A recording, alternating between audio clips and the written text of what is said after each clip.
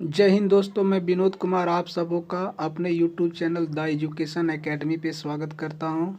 दोस्तों, जैसा कि आप सबों को मालूम है कि हमारा एक टेस्ट सीरीज चल रहा है स्टैटिक जीके का रैपिड फायर के नाम से, जो क्विक रिवीजन के लिए है। तो हमने उसमें 2 सेट, प्रत्येक सेट 25-25 प्रश्न का रहता है। तो 2 सेट ऑलरेडी मैं आपको प्रोवाइड कर चुका हूँ। आज तीसरा सेट होगा। तो क्वेश्चन नंबर 52 से प्रारंभ होगा। पॉलिटी का सेक्शन चल रहा है।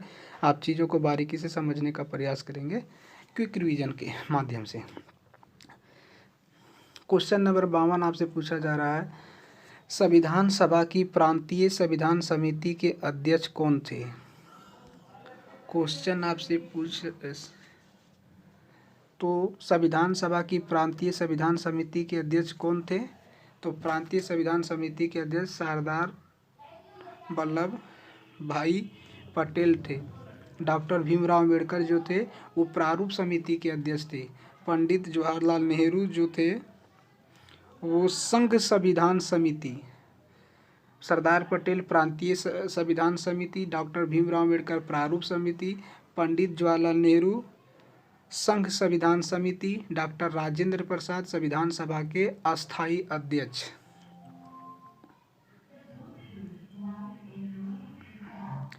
क्वेश्चन नंबर 53,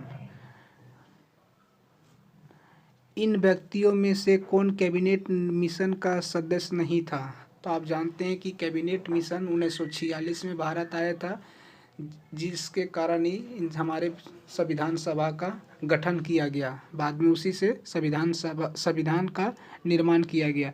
तो उसमें टोटल 3 सदस्य थे। स्टेफोर्ड क्रिप्स थे, पैंथिक लॉरेंस थे, अलेक्जेंडर थे। ठीक है, लेकिन उसमें विलियम वुड नहीं थे। तो आंसर कौन होगा, ये विलियम वुड उसमें सदस्य नहीं थे। लेकिन ये बोलेगा कैबिनेट मिशन का उस जो कमेटी थी उसका अध्यक्ष कौन था। तो पैंथिक लॉरेंस उसके अध्यक्ष। इसका एक ट्रिक होता है कल। के से क्रिप्स याद रख सकते हैं आप, ए से अलेक्जेंडर, एल से लॉरेंस। ठीक है, तो पैंथिक लॉरेंस उसके अध्यक्ष थे।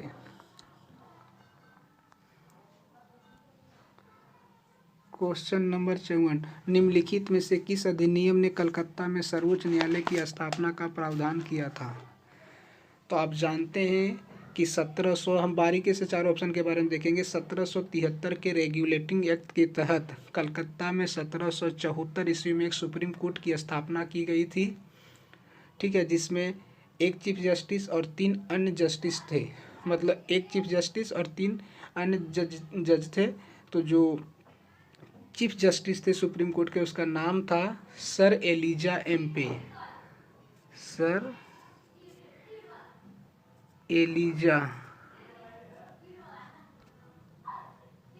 Elijah Impey. और जो 3 अन्य जज थे उनका नाम था चेम्बर्स, लीमेंस्टर और तीसरा जो थे हाइडे। ठीक है, ये सुप्रीम कोर्ट का क्या काम था। तो 1773 के रेगुलेटिंग एक्ट इसका आंसर होगा। कलकत्ता में सुप्रीम कोर्ट की स्थापना की गई थी, जो दीवानी, फौजदारी, नौसेना, धार्मिक मामले के फैसले को सुनाने का फैसले का अधिकार था। ठीक है, अब हम लोग 1784 का पिट्स इंडिया एक्ट देखते हैं। 1784 के पिट्स इंडिया एक्ट को हम लोग सेटलमेंट एक्ट भी कहते हैं। इसके तहत क्या हुआ था, द्वैध शासन की शुरुआत की गई थी। 1813 का चार्टर एक्ट को हम लोग देखेंगे। 1813 का चार्टर एक्ट के तहत ब्रिटिश ईस्ट इंडिया कंपनी का भारत में व्यापारिक एकाधिकार को समाप्त कर दिया गया, लेकिन चाय और चीन को छोड़कर। यानी चाय और चीन पे जो अधिकार था व्यापार, उसको अभी समाप्त नहीं किया था, लेकिन अन्य सारी चीज़ों को समाप्त कर दिया है। लेकिन जो 1833 के जो चार्टर एक्ट थे उसमें ब्रिटिश ईस्ट इंडिया का भारत में व्यापारिक एकाधिकार को पूर्णतः समाप्त कर दिया। 13 में भी किया था, लेकिन इसमें चाय और चीनी को छोड़ दिया था। लेकिन इसमें चाय और चीनी सबको पूर्णतः रूप से पूछा गया, तो पूर्णतः समाप्त कर दिया गया 1833 में। इसी में भारत में प्रथम विधि आयोग की भी स्थापना की गई 1833 के चार्टर एक्ट के तहत।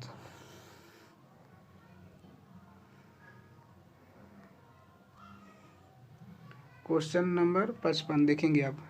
भारतीय संविधान का पहला प्रारूप किसके द्वारा तैयार किया गया था? तो आप जानते हैं कि भारत में जो संविधान सभा का गठन किया गया था वो कैबिनेट मिशन के द्वारा किया गया था। कैबिनेट मिशन भारत में 1946 ईस्वी में आया था। तो संविधान का जो प्रारूप मतलब क्या होता है? ड्राफ्टिंग, मसौदा। तो आप जानकर ये हैरानी होगी कि भारत का जो प्रथम प्रारूप तैयार किया गया था वो BN राव के द्वारा किया गया था। BN राव का नाम आपने सुना होगा, इस संवैधानिक सलाहकार थे। इनके द्वारा संविधान सभा का पहला प्रारूप तैयार किया गया था, जिसमें टोटल 240 अनुच्छेद और 13 अनुसूची थी।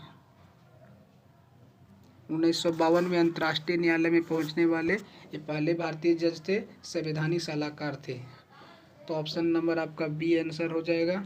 ऑप्शन नंबर ये देखेंगे, डॉक्टर भीमराव अम्बेडकर प्रारूप समिति के अध्यक्ष थे। लेकिन आपसे पूछा जाएगा कि प्रथम प्रारूप किसके द्वारा, तो BN राव के द्वारा, जिसमें अनुच्छेदों की संख्या 240 और अनुसूची 13 थी। KM मुंशी जो थे वो कार्य संचालन, KM मुंशी जो थे कार्य संचालन समिति के अध्यक्ष कौन थे? KM मुंशी थे। चलिए क्वेश्चन नंबर हम 56 की ओर चलेंगे। क्वेश्चन नंबर 56 आपसे पूछ रहा है, एक संघीय व्यवस्था और केंद्र में द्वैध शासन भारत में कब लागू किया गया? तो आप जानते हैं कि 1935 के अधिनियम के तहत संघीय व्यवस्था और केंद्र में द्वैध शासन को लागू किया गया। इसे भारतीय संविधान का मिनी संविधान कहते हैं, क्योंकि अधिकांशतः भाग भारत शासन अधिनियम 1935 से लिया गया। 1909 ईस्वी में क्या किया गया था? सांप्रदायिकता के आधार पे क्या हुआ? पृथक निर्वाचन। 1919 में क्या हुआ था? राज्यों में द्वैध शासन लगे थे, ठीक है, यानी प्रांतों में द्वैध शासन।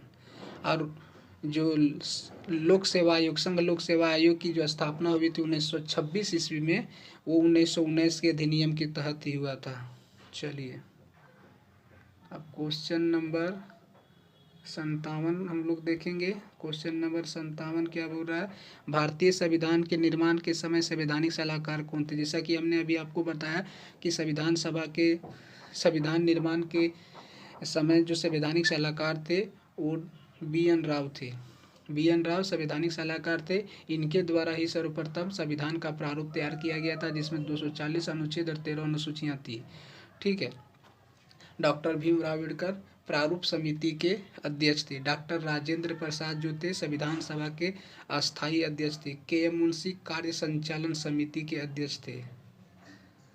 चलिए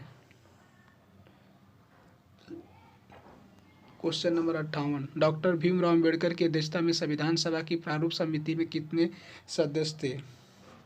तो प्रारूप समिति में डॉक्टर भीमराव अम्बेडकर को लेकर टोटल 7 सदस्य। तो इसमें पूछ रहा है कि डॉक्टर भीमराव अम्बेडकर की अध्यक्षता में संविधान सभा की प्रारूप समिति में कितने अन्य, यानी डॉक्टर भीमराव अम्बेडकर और 6 अन्य, मतलब टोटल 7 सदस्य थे। कौन कौन थे? तो डॉक्टर भीमराव अम्बेडकर जो थे अध्यक्ष थे, N गोपालास्वामी अय्यर, अलादी कृष्णा स्वामी अय्यर, कन्हैया लाल, मणिक लाल मुंशी, डॉक्टर M मुंशी के स्थान पे सैयद मोहम्मद सादुल्ला थे। N माधव राव, इन्हें BL मित्रा के स्थान पे नियुक्त किया गया था। DP खैतान, 1948 में इसकी मृत्यु हो जाने के बाद TT कृष्णामाचारी को नियुक्त किया गया था। टोटल 7 था। तो भीमराव अम्बेडकर के अलावा 6 अन्य। चलिए क्वेश्चन नंबर 59, संविधान सभा के चुने हुए अस्थायी अध्यक्ष कौन थे? क्वेश्चन नंबर पूछा है संविधान सभा के चुने हुए अस्थायी अध्यक्ष कौन थे? देखिए प्रारूप समिति के अध्यक्ष थे डॉक्टर भीमराव अम्बेडकर, डॉक्टर सच्चिदानंद सिन्हा, संविधान सभा की जो प्रथम बैठक हुई थी 9 दिसंबर 1946 को, उसकी अध्यक्षता की थी, लेकिन वो अस्थायी अध्यक्ष थे। डॉक्टर राजेंद्र प्रसाद को 11 दिसंबर 1946 ईस्वी को आनी संविधान सभा की दूसरी बैठक में उन्हें अस्थायी अध्यक्ष चुना गया था। सर्वपल्ली राधाकृष्णन देश के प्रथम उपराष्ट्रपति। तो अस्थायी अध्यक्ष कौन थे? अस्थायी अध्यक्ष पर डॉक्टर राजेंद्र प्रसाद 11 दिसंबर 1946 को संविधान सभा के अस्थायी अध्यक्ष चुने गए थे। क्वेश्चन नंबर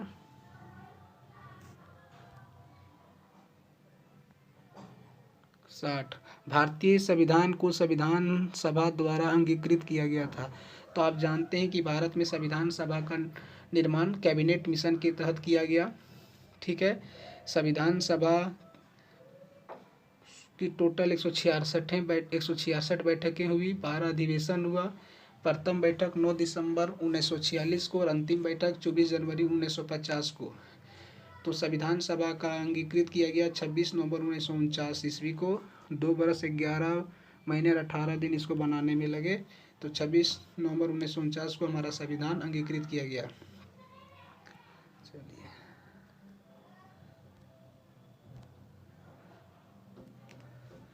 अब क्वेश्चन नंबर 61, संविधान निर्माता परिषद की झंडा समिति के अध्यक्ष कौन थे? तो झंडा समिति के अध्यक्ष कौन थे? वो थे JB कृपलानी। झंडा समिति के अध्यक्ष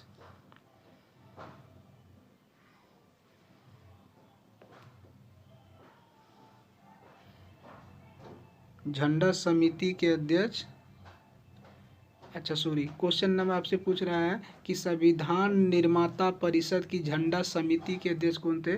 तो ये थे डॉक्टर राजेंद्र प्रसाद।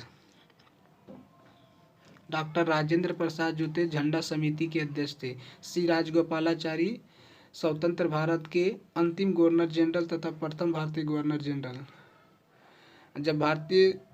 जब भारत को आज़ादी मिली उस समय भारतीय राष्ट्रीय कांग्रेस के अध्यक्ष कौन थे? JB कृपलानी थी। डॉक्टर भीमराव अम्बेडकर प्रारूप समिति के अध्यक्ष।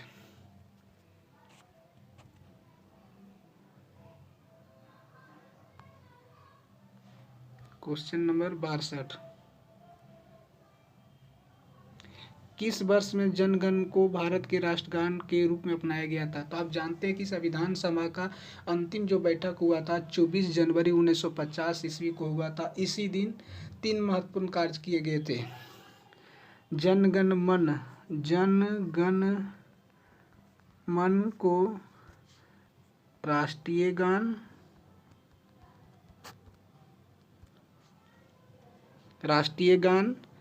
और राष्ट्रीय गीत को अपनाया गया था। और डॉक्टर राजेंद्र प्रसाद देश के राष्ट्रपति इसी 24 जनवरी 1950 को नियुक्त किए गए थे संविधान सभा के द्वारा। तो राष्ट्रीय ज्ञान, राष्ट्रीय गीत और डॉक्टर राजेंद्र प्रसाद, ये तीनों जो महत्वपूर्ण कार्य थे वो 24 जनवरी 1950 को ही हुए थे। इसका आंसर हो जाएगा 1950। क्वेश्चन नंबर 63 है, भारतीय संविधान सभा में कुल कितनी महिला सदस्य थी?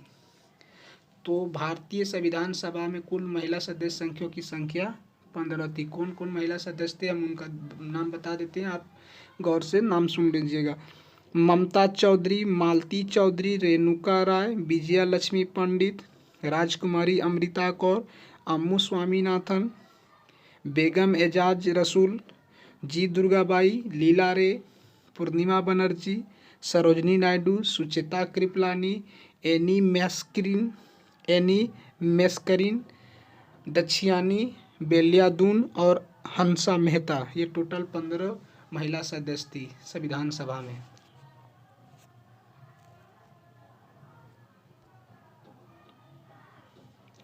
क्वेश्चन नंबर 64, भारत के संघात्मक व्यवस्था निम्नलिखित में से किस देश से संबंधित है? तो आप जानते हैं कि भारत में संघात्मक व्यवस्था जो है कनाडा से लिया गया है, कनाडा के संविधान से। यूनाइटेड किंगडम से क्या लिया गया है?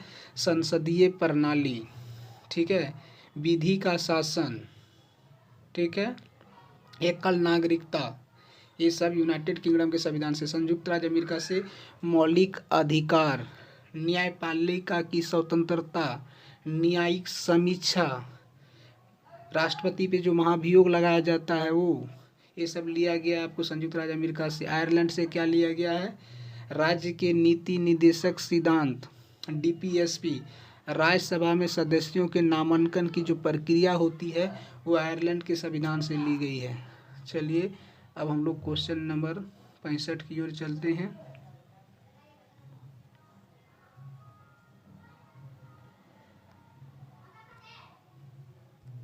क्वेश्चन नंबर 65 आपसे पूछा जा रहा है, भारत के संविधान में गणतंत्र का विचार कहाँ से लिया गया। देखिए हम ये लिया गया है फ्रांस के संविधान से। फ्रांस के संविधान से क्या क्या लिया गया है,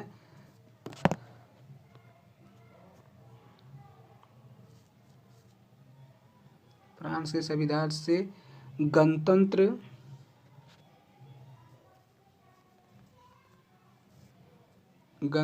हो गया।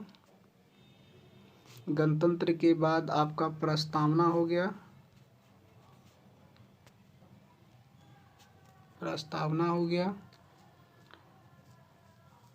स्वतंत्रता हो गया, समानता हो गया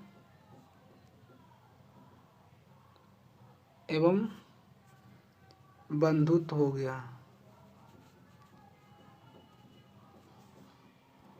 ये आपका फ्रांस के संविधान से लिया गया। गणतंत्र, प्रस्तावना, स्वतंत्रता, समानता और बंधुत्व फ्रांस की संविधान से लिया गया। कनाडा से संघात्मक, USA से अभी हमने आपको बताया कि मौलिक अधिकार है, न्यायिक समीक्षा है, न्यायपालिका की स्वतंत्रता है, महाभियोग, राष्ट्रपति को पद से हटाने की जो प्रक्रिया महाभियोग USA से लिया गया है। अब क्वेश्चन नंबर हम लोग 66 देखेंगे। क्वेश्चन नंबर 66 क्या बोल रहा है, भारत के संविधान निर्माताओं ने 7वीं अनुसूची में वर्णित समवर्ती सूची की अवधारणा कहाँ से लिया था। तो ये लिया था आपका समवर्ती सूची ऑस्ट्रेलिया के संविधान से। समवर्ती सूची में जो कानून बनाने का अधिकार केंद्र और राज्य सरकार दोनों का होती है, ठीक है। तो ये ऑस्ट्रेलिया के संविधान से लिया गया है। ऑस्ट्रेलिया के संविधान से लिया गया आपका समवर्ती सूची। कनाडा के संविधान से क्या लिया गया था, संघात्मक। दक्षिण अफ्रीका से संविधान संशोधन की प्रक्रिया, ठीक है। ये हो गया आपके क्वेश्चन नंबर 7। क्वेश्चन नंबर 67, भारतीय संविधान में मौलिक कर्तव्यों का विचार लिया गया था। तो आप जानते हैं कि मौलिक कर्तव्य जो है रूस के संविधान से लिया गया है। मौलिक कर्तव्यों का विचार कहाँ से लिया गया है, रसिया से लिया गया है। उसके अलावा जो हमारे प्रस्तावना में 3 तरह के न्याय है, मौलिक कर्तव्य यानी DPSP, अनुच्छेद 51 के ये में है, भाग 4 के ये में है। सरदार स्वर्ण सिंह समिति के सिफारिश पे इसे 1976 में 42वें संशोधन के तहत शामिल किया गया था, ठीक है। हमारे प्रस्तावना में 3 न्याय की बात की गई है। एक प्रस्तावना में 3 न्याय की बात की गई है। कौन कौन न्याय की बात की गई है, तो सामाजिक,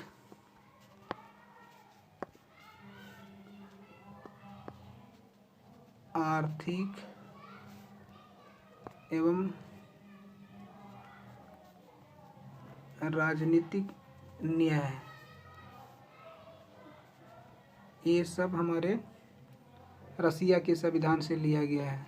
अमेरिका के संविधान से मौलिक अधिकार, न्यायिक समीक्षा, ठीक है, न्यायपालिका की स्वतंत्रता। ब्रिटिश संविधान से क्या, एकल नागरिकता, विधि का शासन, ये सब लिया गया है ब्रिटिश संविधान से। फ्रांस के संविधान से आपको लिया गया है गणतंत्र लिया गया है, प्रस्तावना लिया गया है, स्वतंत्रता, समानता, बंधुत्व हो गया।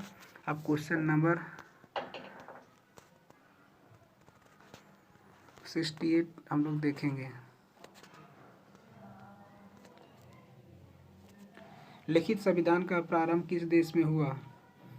देखिए अगर पूछा जाएगा कि संविधान का जो सर्वप्रथम विचार किसके दिमाग में आया था, तो आया था ये ब्रिटेन का। लेकिन सब लिखित संविधान की शुरुआत सर्वप्रथम अमेरिका ने किया था।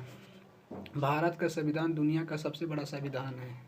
ब्रिटेन जो था संविधान का विचार सर्वप्रथम है, लेकिन लिखित संविधान अमेरिका ब्रिटेन का जो संविधान है वो अलिखित है। अमेरिका में सर्वप्रथम संविधान लिखा गया और भारत का संविधान दुनिया में का सबसे बड़ा संविधान है।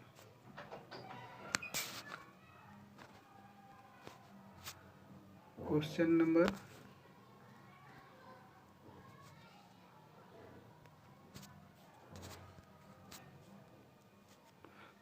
69 क्या, निम्नलिखित में से कौन भारत को धर्मनिरपेक्ष राज्य वर्णित करता है?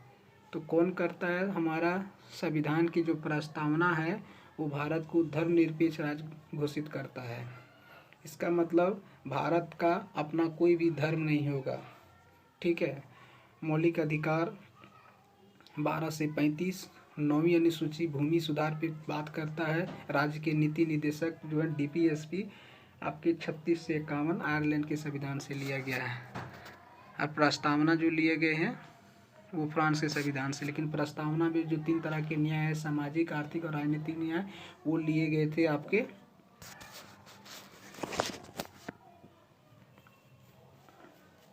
रसिया से। क्वेश्चन नंबर 70 हम देखेंगे। क्वेश्चन नंबर 70 क्या बोल रहा है?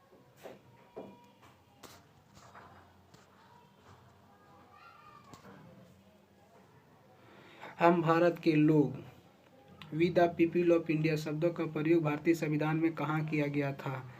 तो इसका प्रयोग जो है कहाँ किया गया?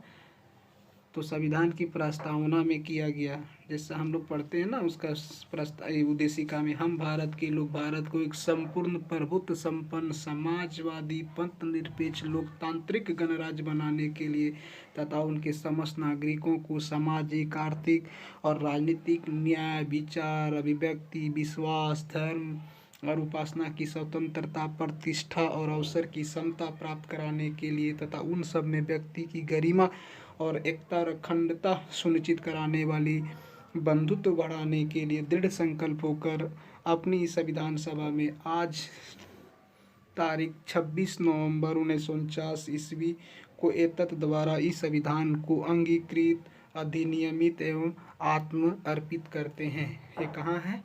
तो संविधान की प्रस्तावना में। नागरिकता का उल्लेख भाग 2 में किया गया, DPSP का भाग 4 में किया गया, मौलिक अधिकार का भाग 3 में किया गया है। क्वेश्चन नंबर 71 संविधान में हमारे राष्ट्र का उल्लेख किस नाम से किया गया है? तो किया गया है भारत तथा इंडिया। हम भारत के लोग, इंडिया भारत अर्थात we the people of India, Bharat तथा इंडिया किया गया है। ये नंबर इसका आंसर होगा। क्वेश्चन नंबर 72 आपसे पूछा जा रहा है, भारत में राजनीतिक सत्ता का मुख्य स्रोत। तो हम जानते हैं कि भारत में जो राजनीतिक सत्ता का जो मुख्य स्रोत है वो जनता है। जनता से ही प्रमुख शक्तियाँ हमारे संविधान को मिलती है। तो ऑप्शन नंबर ये हो गया। संविधान जो है संसद के 3 अंग, राष्ट्रपति, लोकसभा, राज्यसभा।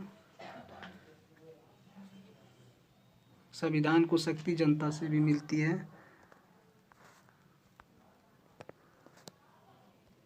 क्वेश्चन नंबर 73 किस देश में दोहरी नागरिकता पॉलिसी ऑफ ड्यूल सिटीजनशिप का सिद्धांत स्वीकार किया गया है?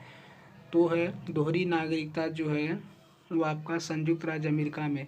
वहाँ पे राज्य 50 राज्य हैं और देश दोनों की अलग अलग नागरिकता होती है, लेकिन भारत में है वो एकल नागरिकता है, सिंगल सिटीजनशिप है, ठीक है। भारत में जो एकल नागरिकता है वो ब्रिटेन के संविधान से लिया गया था। जब जम्मू कश्मीर भारत में राज्य था, केंद्र शासित प्रदेश बनने के पूर्व, तो भारत में भी जम्मू कश्मीर में दोहरी नागरिकता थी, लेकिन अब संपूर्ण भारत में सिर्फ एकल नागरिकता है।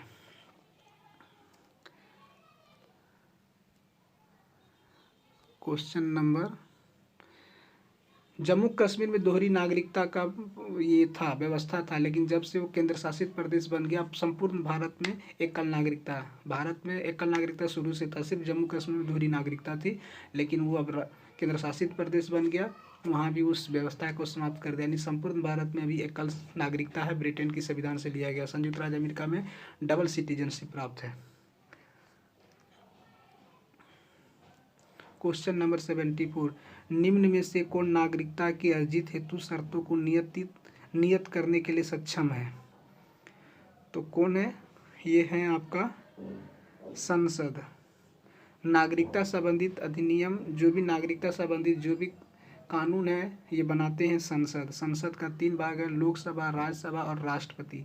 संसद की चर्चा 79 में है, 80 में राज्यसभा की चर्चा और 81 में लोकसभा की चर्चा है। चुनाव आयोग 324। राष्ट्रपति भारत हो गया, आप तो जानते हैं, और संसद एवं राज्य विधान सभाएं सम्मिलित रूप से, ये नहीं होगा इसमें।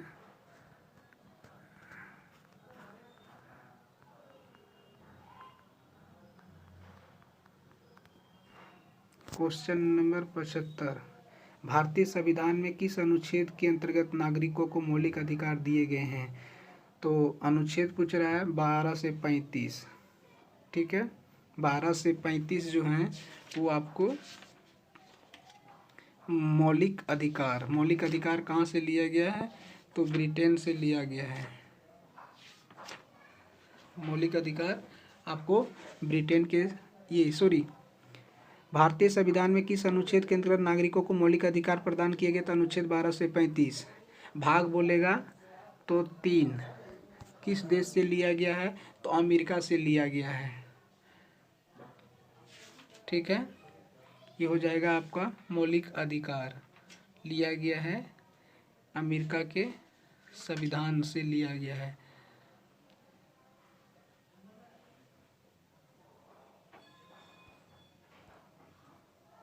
क्वेश्चन नंबर 76 और लास्ट प्रश्न है,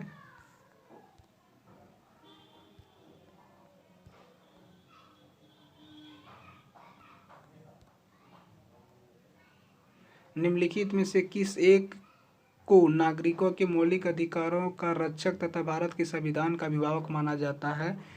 तो क्वेश्चन नंबर 76 है, वो क्या पूछ रहा है? निम्नलिखित में से किस एक को नागरिकों के मौलिक अधिकारों का रक्षक तथा भारत के संविधान का अभिभावक माना जाता है? तो इसका आंसर होगा उच्चतम न्यायालय, ठीक है। उच्चतम न्यायालय जो है वो हमारे मौलिक अधिकारों का रक्षक करता है। जब भी हमारे मौलिक अधिकार का उच्चतम न्यायालय और हाई कोर्ट होता है, यानी सुप्रीम कोर्ट और हाई कोर्ट, तो जब भी हमारे मौलिक अधिकारों का हनन होता है, सुप्रीम कोर्ट में 32 और हाई कोर्ट में 226 के तहत हम अपने वहाँ पे बात को रख सकते हैं। तो दोस्तों, इसके साथ ही हमारा ये आज का सेट समाप्त होता है। उम्मीद करते हैं आपको चीज़ें समझ में आई होंगी। थैंक यू, मिलते हैं नेक्स्ट वीडियो में।